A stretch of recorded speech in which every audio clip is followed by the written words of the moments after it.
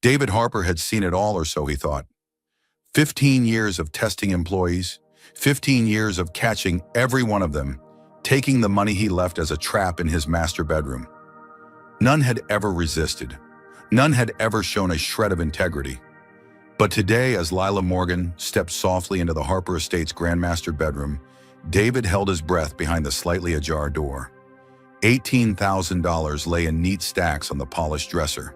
He expected greed, deceit, the predictable failure of human nature. What happened next shattered every expectation. Lila didn't pocket a single bill. Instead, she carefully counted each one, organized them, and wrote a note, $18,000 found in dresser. Then, closing her eyes, she whispered, "Thank you, God, for giving me an honest job.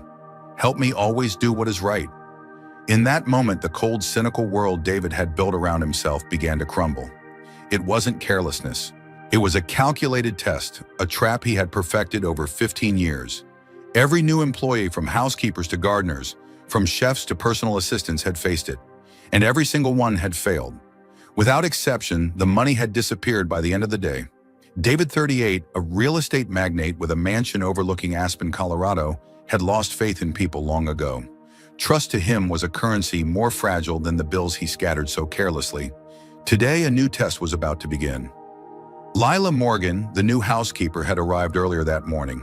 She was 33, dressed simply in a modest uniform, and worn sneakers, carrying herself with quiet dignity.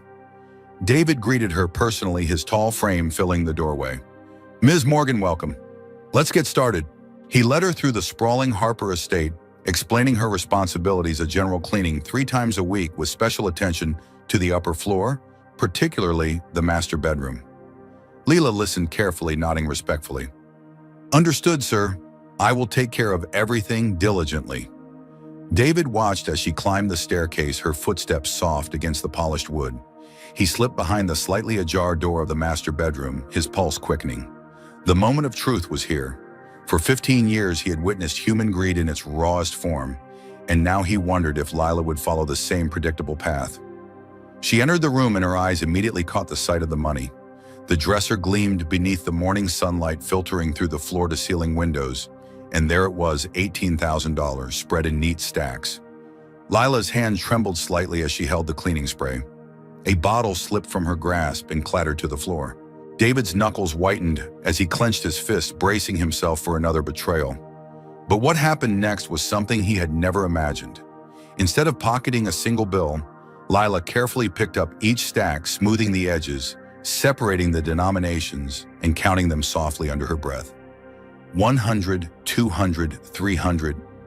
She retrieved a notepad from her pocket and scribbled $18,000 found in dresser. Then she carefully stacked the bills in the center of the dresser. Closing her eyes for a moment, she whispered, "Thank you, God, for giving me an honest job. Help me always do what is right." David froze, unable to breathe, his entire worldview shaking in that moment. For the first time in 15 years, someone had resisted the test, not out of fear, but out of integrity and gratitude. Lila went about her work as if nothing had happened, dusting the nightstands, arranging the sheets, folding the blankets with meticulous care. But for David, everything had changed. He realized that the world he had built his judgments on, one of inevitable dishonesty, might not be entirely true. 2 hours later, she knocked on the office door. "Mr. Harper, I've finished upstairs.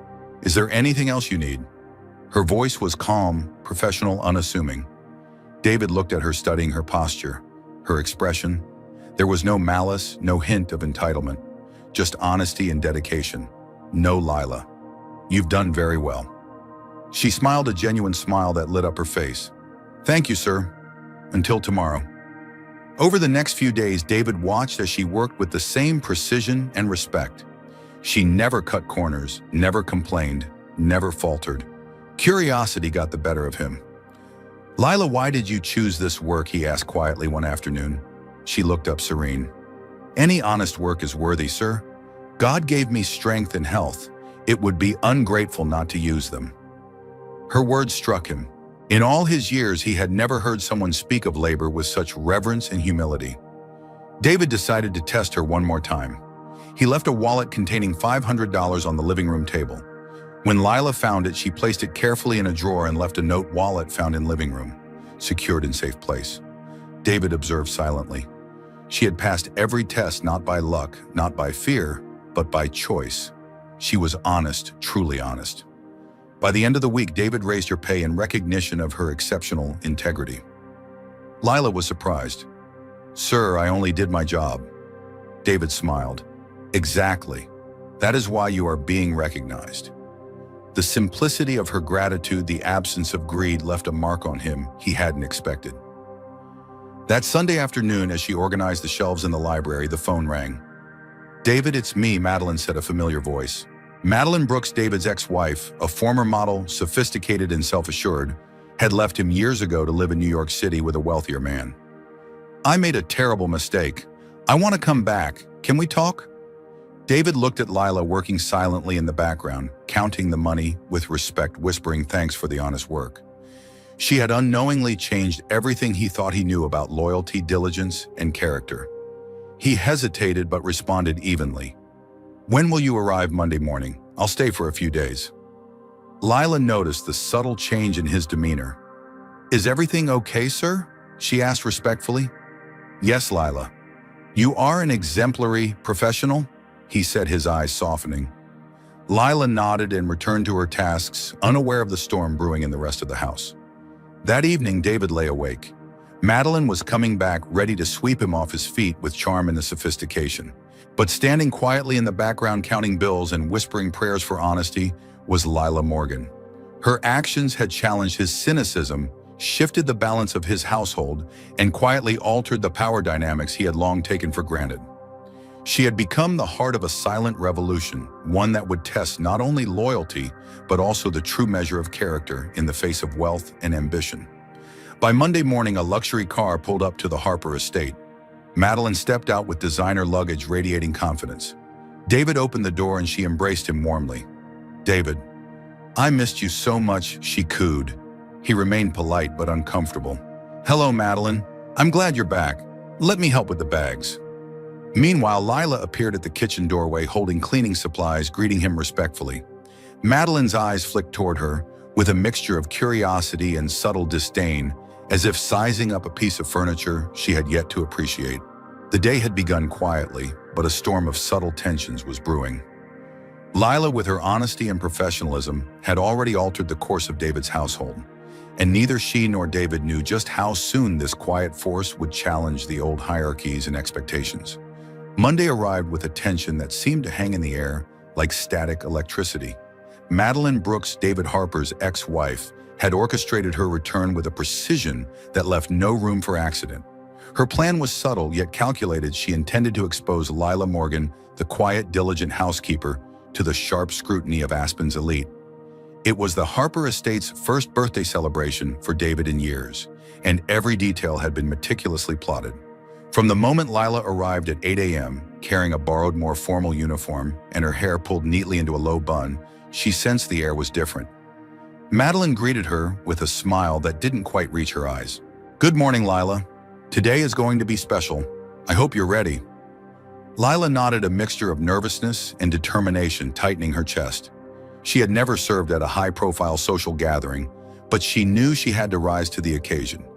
By late afternoon, the first wave of guests arrived in sleek black SUVs and polished sedans dressed in designer labels and dripping in subtle but unmistakable wealth. Aspen's lawyers, entrepreneurs, physicians, and their elegant spouses filled the great room with soft chatter, laughter, and the faint clink of crystal. Lila moved quietly among them, carrying trays of canapes, collecting empty glasses, and responding to polite queries with calm professionalism. To most, she was an invisible part of the household infrastructure, yet essential. Madeline, however, was very visible. She began planting subtle remarks, her tone dripping with feigned civility. She whispered to clusters of friends, "Have you noticed how some people adapt too well to environments that aren't theirs?" Heads turned. Glances were exchanged. Lila, focused on her task, noticed nothing, unaware that she had already become the center of Madeline's social experiment. As the evening progressed, the tension thickened. Madeline escalated her strategy, subtly highlighting Lila's presence, drawing attention to her every move. And of course, Madeline said aloud to a small circle of high society friends, "Our housekeeper is quite accomplished in her duties. It's fascinating how some people rise so quickly without a formal background." Gasps and murmurs fluttered through the room. Lila's hand paused mid-step, her tray balancing with practiced precision. Her pulse quickened, but her expression remained composed. David observed from a corner, a tightening in his jaw. He recognized Madeline's signature, manipulation, the controlled smile, the careful timing, the insinuations masked as civility. She was trying to shame Lila publicly, to undermine the very integrity he had witnessed firsthand. David's heart pounded not out of fear for himself, but for Lila.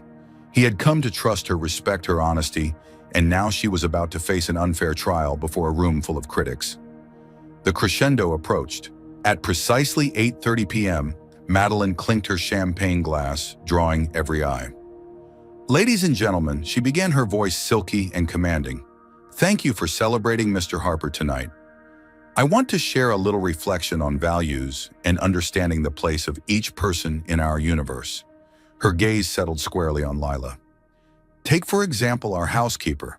Some might think her role is small and insignificant, but appearances can be deceiving." A hush fell over the room. Lila's hands were steady, her posture dignified, but her heart raced. Every eye was upon her. Madeline pressed, "Do you find your work fulfilling?" Lila met her gaze calmly. "Yes, ma'am. I take pride in doing my job well." The room waited tense, hungry for the moment of humiliation Madeline had planned. "And do you understand your place?" Lila's chin lifted slightly. "I am a housekeeper, ma'am. I respect my role and my responsibilities." Murmurs of approval and skepticism rippled through the crowd. Madeline's tone sharpened her elegance, now veiling a venomous edge. Should a housekeeper aspire to more than her role allows? Should someone from a modest background think she can match others in capability? The question was cruelly rhetorical, meant to humiliate, to expose any trace of imperfection. Lila's response was quiet but unwavering. "Honest work is worthy, ma'am. Everyone has value no matter their background." The room shifted uncomfortably. David's pulse surged not from anger, but from pride. A small misstep, Lila nearly tripped a tray wobbling. A few guests chuckled discreetly. Madeline feigned concern. "Be careful, dear. We wouldn't want an accident." Lila's cheeks warmed, but not from shame. Her indignation simmered beneath the surface, restrained by composure and professionalism. David could no longer contain himself. He stepped forward, cutting through the murmurs, his voice firm, yet calm. "Madeline, what are you doing?" The room stilled. David's eyes bore into hers. Clarifying social roles, she asked, feigning innocence. Humiliating someone for no reason, he replied, his tone now cutting through the tension like glass. He gestured toward Lila. "This is the most competent, honorable, and diligent person I have met.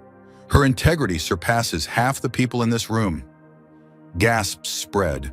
Some guests whispered in admiration. Others looked embarrassed. Madeline's mask faltered for a moment, her carefully cultivated poise cracking. David's declaration shifted the energy in the room.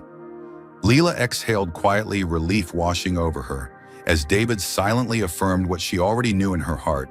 Honesty and integrity matter more than status or pretension.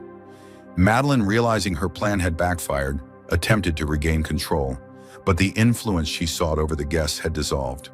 They now saw the truth. Lila's value lay not in her title, but in her unwavering character. The evening wound down.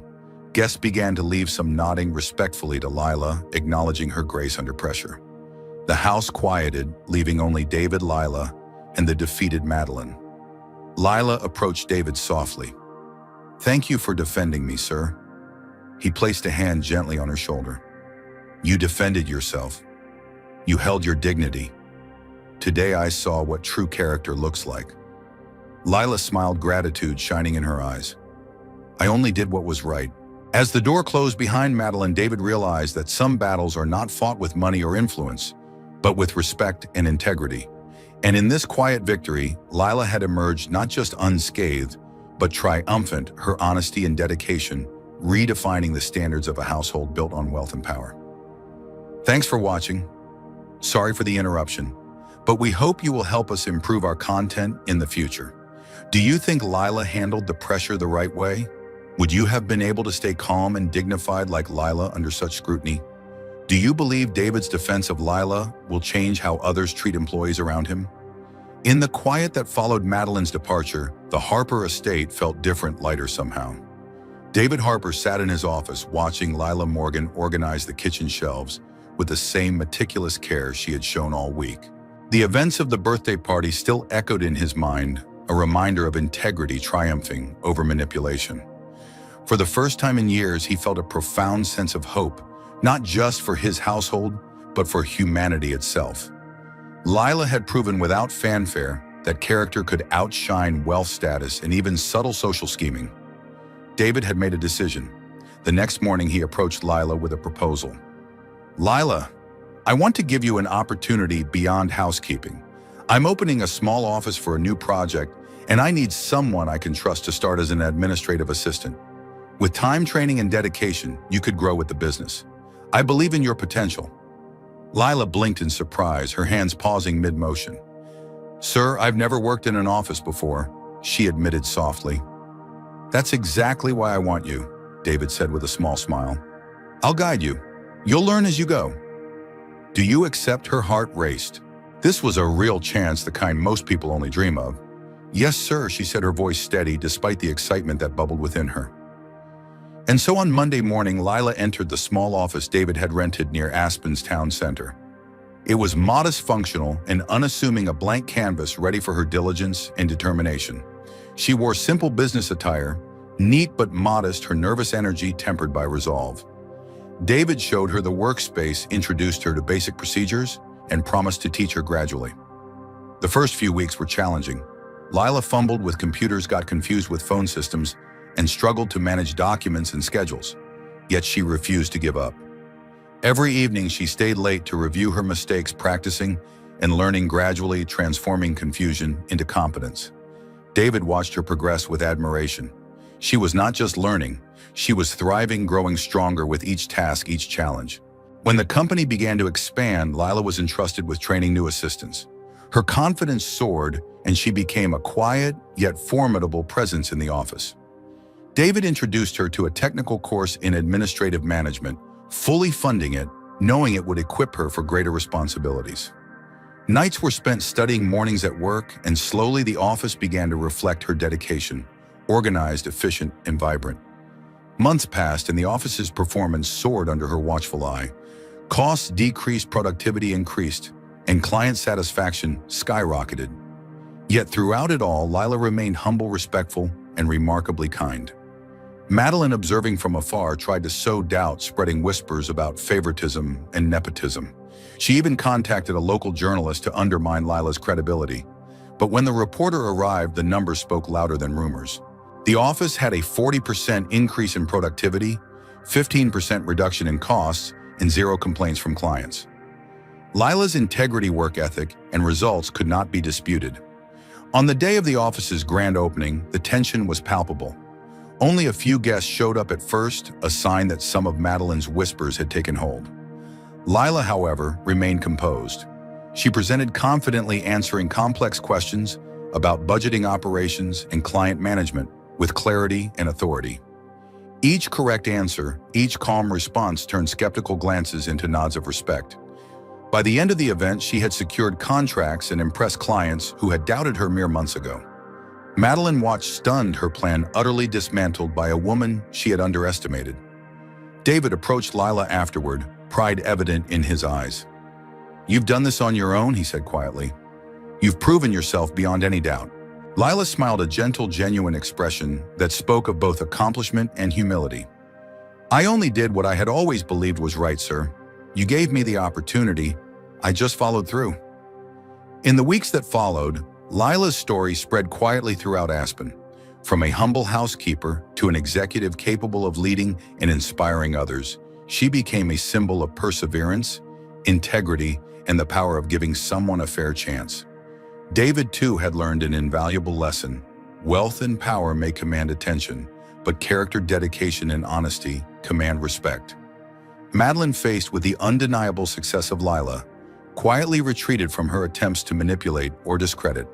The contrast between the two women was stark, one fueled by entitlement and deception, the other by integrity and humility. Lila's rise was not just a personal victory, it was a demonstration to everyone in the city that talent and morality could prevail over manipulation and privilege. Months later, Lila was invited to speak at a local professional development seminar. Standing before a room of aspiring professionals, she shared her journey from cleaning the Harper estate to managing a thriving office.